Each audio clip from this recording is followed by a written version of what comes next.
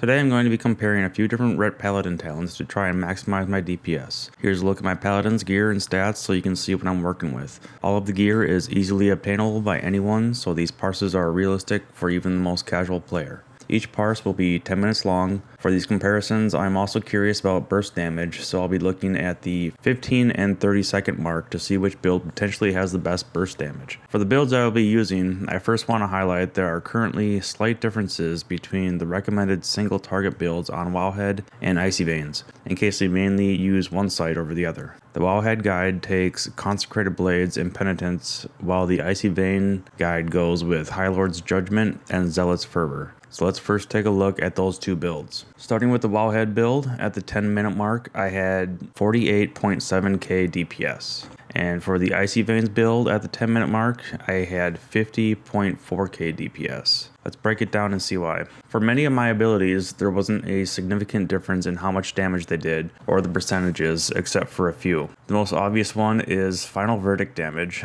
With the High Lord's Judgment talent in the Icy Veins build, I had an extra charge to the Judgment debuff, which meant Final Verdict was buffed more often. With Zealot's Fervor, it's not surprising my auto attack damage was higher. The other area with noticeable improvement was the Primordial Stones with the Icy Veins build. This is likely due to Zealot's Fervor giving me the extra haste. So from this comparison, I'm going to go with using the Icy Veins build going forward for the next comparisons. The next talents I want to look at was Crusading Strikes versus Templar Strike. This comparison came up in the comments section of my Ret Paladin guide video, so let's see if we can settle it. For the Templar Strikes parse, we'll reuse the Icy Vein results since it already uses the talent. When switching to Crusading Strikes, at the 10-minute mark, I was at 51.9k DPS, which was very surprising to me. True, this was only comparing one set of parses, and if I reran it multiple times, I would likely get small variations with the numbers, but a 1.5k DPS difference at 10 minutes is actually quite significant from my experience.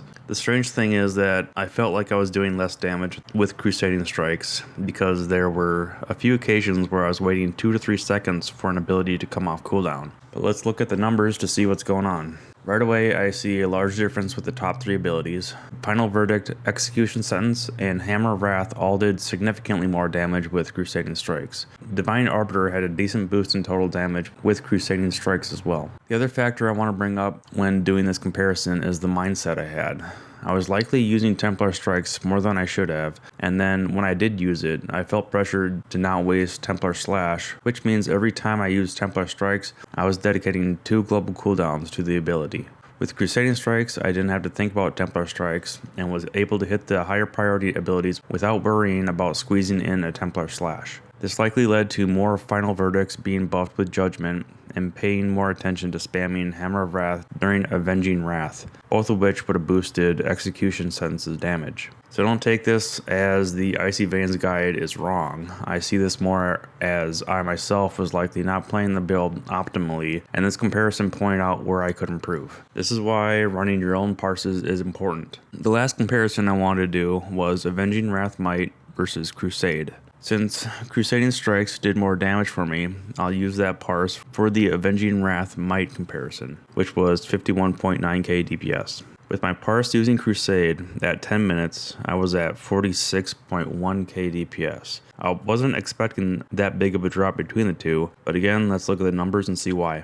As far as which abilities did what percentage of my damage, there was not a noticeable difference that I could find. They all just did less damage. This is no doubt attributable to Crusade having a 2-minute cooldown versus a 1-minute cooldown for Avenging Wrath Might. I had 1 minute and 19 seconds extra with the 20% damage and crit buff from Avenging Wrath Might. Now let's quickly look at burst damage. These DPS numbers are at the 15 and 30 second mark for each iteration. For the Icy Veins build, at 15 seconds, I was at 65k DPS, and 30 seconds was 56.6k DPS. For the parse using Crusade, at 15 seconds, I had 72k DPS, and at 30 seconds, I had 69.3k DPS. So Crusade was the best for burst damage, but the worst for sustained damage. So the length of the fight should be taken into consideration if you're looking to min-max. Crusade would likely be the better choice for fights that are less than 1 minute, since roughly around the 1 minute mark is when Avenging Wrath Might and Crusade became even. But as always, doing your own parses will give you the best answer for your playstyle and habits.